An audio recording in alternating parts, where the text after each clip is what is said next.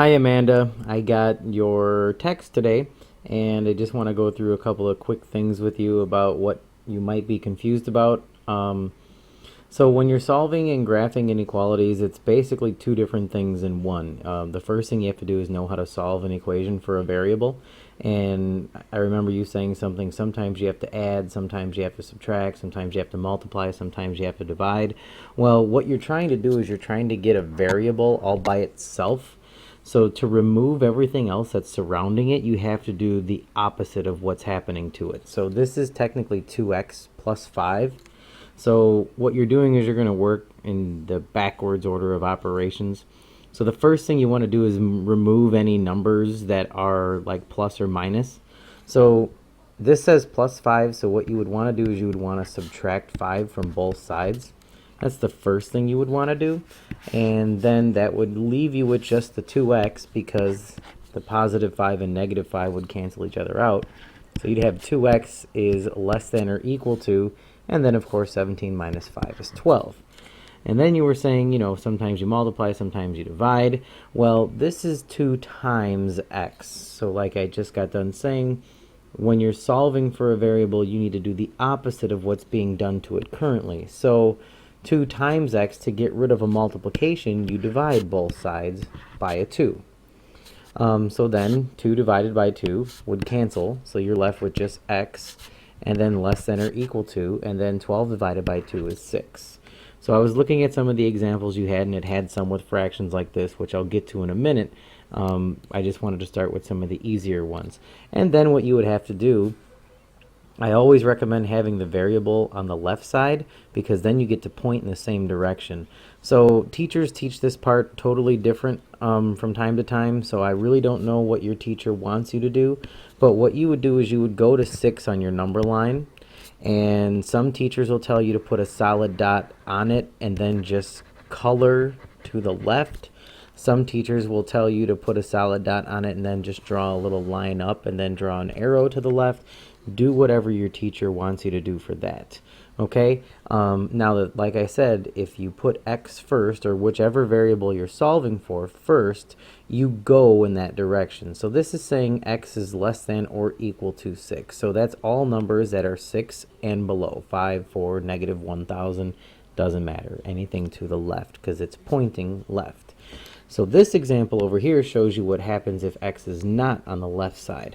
So you still have to do the opposite. So this says 2x minus 4. So the first thing you have to do is what's opposite of minus 4, which would be plus 4. So you would add 4 to both sides of your inequality symbol. So then, of course, negative 4 plus 4 is going to cancel, and they're going to go away. And 12 plus 4 is going to give you 16, which is less than 2x. And just like in the last example, we would divide both sides by 2 to get x by itself, and we would have 16 divided by 2 is 8, which is less than 2x divided by 2 is x. So the purpose of this was to show you what happens when x is on the right side. Things would happen in the opposite way. So you would still go to your 8.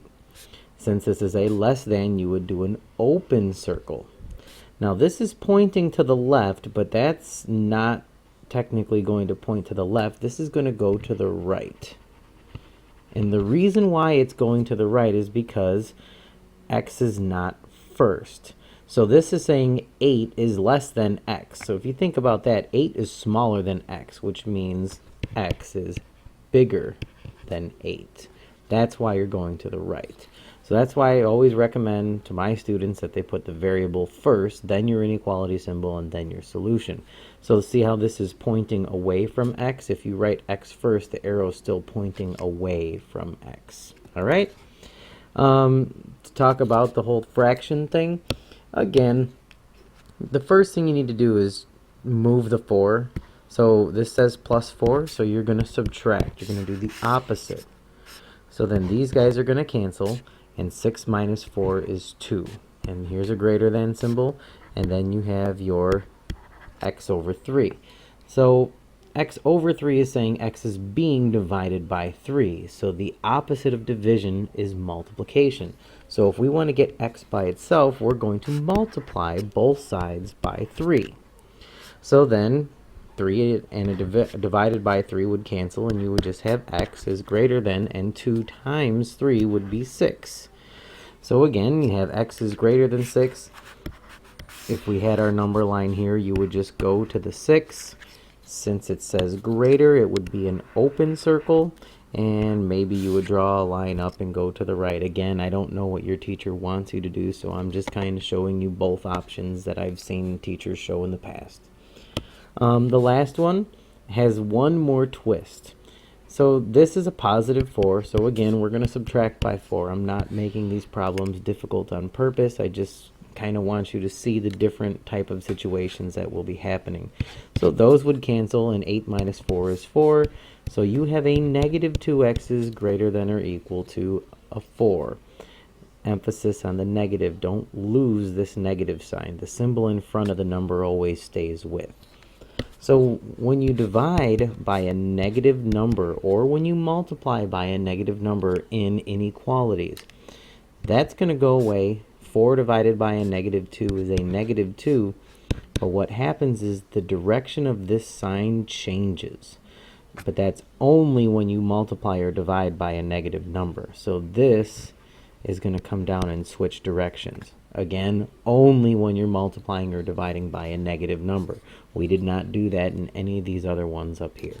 And then your last step would be to just graph it. So you would, this time you would go to your negative 2, and this would be a solid dot, and go to the left somehow, whichever way your teacher wants you to do it.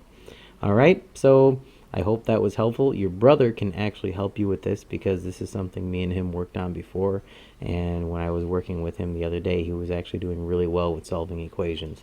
So the solving part, you know, that's just solving equations. That's nothing different. The only thing now is you're tying it into a graph as well. I hope you found that helpful. If not, next time I'm at your house, feel free to ask me questions. Take care. Bye-bye.